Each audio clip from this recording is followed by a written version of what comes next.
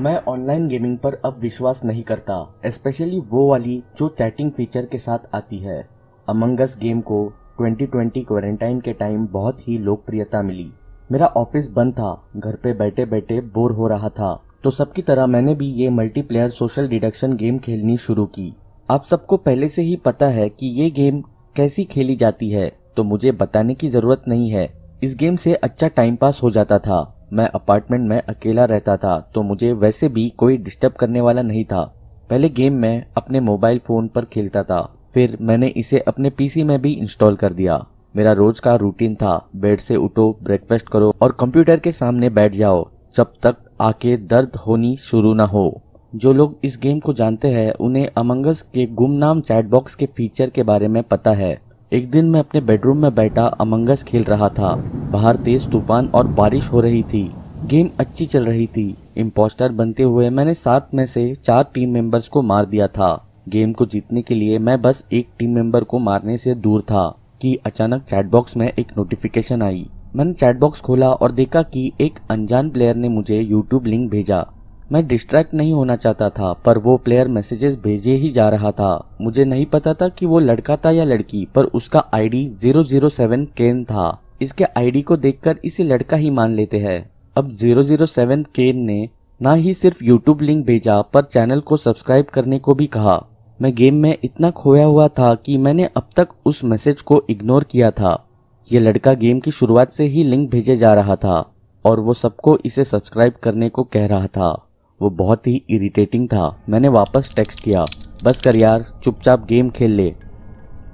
उसने रिप्लाई किया, अगर मरना नहीं चाहते तो चैनल को सब्सक्राइब करो। मैं ये पढ़कर बहुत जोर से हंसा। मैंने सोचा कि शायद वो इम्पोस्टर बनने की एक्टिंग कर रहा था। फिर मैंने सोचा, क्या ढक्कन आदमी है, इम्पोस्टर बनने की एक्टिंग करने का क्या फायदा।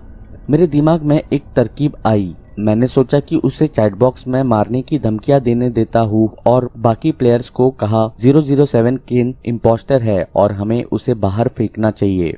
और जब ये सब हो रहा था तब क्यूरियोसिटी से मैंने वो लिंक दूसरे टैब में ओपन की। पेज लोड होने लगा।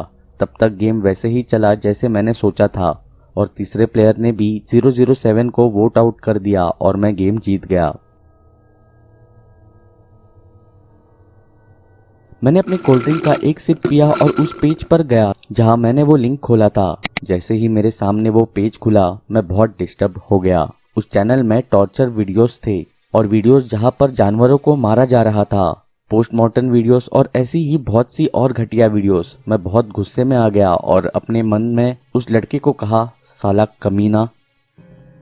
ये वो टाइम था जब मेरे प्रॉब्लम शुरू हुई। मुझे अननोन कॉल्स और टेक्स्ट हर घंटे आने लगे। जब भी मैं फोन उठाता मुझे किसी की हांफने की आवाज आती, पर कभी भी किसी ने भी सामने से बात नहीं की। एक रात मैं घर के काम करने के बाद बहुत थक गया था तो जल्दी सो गया। करीब 1 बजे मेरा फोन बजा। मैं गहरी नींद में था तो पहला कॉल मिस हो गया, पर फोन फिर से बजा। इस बार मैं बहुत गुस्से में आ गया। मैंने फोन उठाया और जोर से चिल्लाया, तुम्हारी प्रॉब्लम क्या है? कुछ बोलने को है तो बोलो ना। 2-3 दिन से मुझे इसी नंबर से फोन आ रहा है, पर कोई बोलता ही नहीं था। अचानक एक आदमी ने अजीब सी खराश भरी आवाज में कहा, मैंने तुम्हें चैनल सब्सक्राइब करने को कहा था, लगता नहीं तुमने अभी तक किया है। हाँ, तुम्हें अपनी जान की परवाह नहीं है, जैक। पलक झपकते ही मेरी सारी नींद उड़ गई। उसे मेरा नाम कैसे पता चला? मुझे कोई शक नहीं था कि ये वही सेम लड़का था जो अमंग अस में 007 केन था।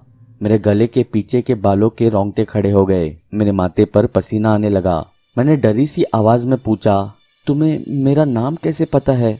वो लड़का जोर जोर से हंसने लगा और बोला, अगर मैं तुम्हें कहूँ कि मैं तुम्हारे घर के बाहर खड़ा हूँ, तुम्हारी किचन के सबसे तेज चाकू के साथ, जो तुम्हारे गले पर लगेगी, जब मैं तुम्हारा गला काटूंगा तो कोई रुकावट नहीं होगी। ऑफ कोर्स थोड़ी सी आवाज आएगी जब तुम्हारी नसों में से खून निकलेगा और तुम घुट कर मर जाओगे। अब मैं बहुत ज्यादा डर चुका था। मुझे नहीं पता था मैं क्या करूं। मैं बेड से उठा और मेन दरवाजे की तरफ भागा। दरवाजा लॉक्ड था। मैंने जैसे ही पीपोल से झांका, मैंने देखा दरवाजे पर कोई नहीं था। मैं भागता हुआ अपने कमरे में वापस आया और पर्दा हटाकर देखने लगा। सड़कें खाली थी,